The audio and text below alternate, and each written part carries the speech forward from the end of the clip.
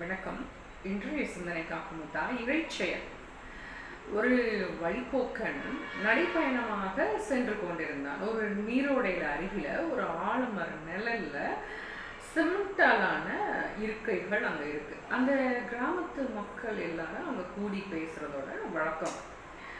அவனுக்கு ரொம்ப களைப்பா இருந்தனால அந்த வழிப்போக்கன் என்ன செய்யறான், அந்த இடத்துல கொஞ்சம் ரெஸ்ட் எடுத்துட்டு போகலாம் அப்படின்னு சொல்லிட்டு அந்த இடத்துல படுத்துங்கிறான். அப்ப அங்க இருக்கிற ஆலமரத்து பழங்களெல்லாம் பார்க்குறான். ரொம்ப சின்னதாக இருக்குது.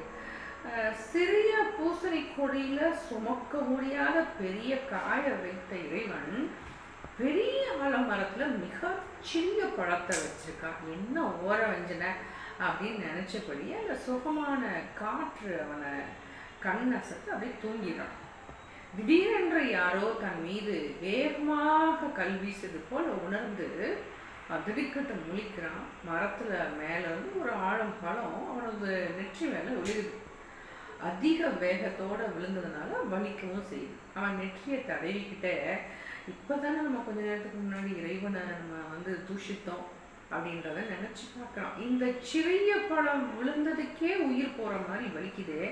இந்த பூசணி பழம் விழுந்திருந்திருந்தா அப்போ உயிரே போயிருக்கும் அப்படின்னு நினைக்கிறான். இறைவன் அனைத்தும் அறிந்தவன். எங்கே எதை வைக்க வேண்டும் என்பதை இறைவனுக்கு தெரியும். அதை ஏற்றுக்கொள்வதே புத்திசாலித்தனம். இறைவன் செயலை ஆராய்வதோ விமர்சனம் செய்வதோ அறிவீனம் என்பதை வழிப்போக்கன் உணர்ந்து கொண்டார். நாமும் வழிப்போக்கர்கள் தானே? இன்றைய சிந்தனைக்காக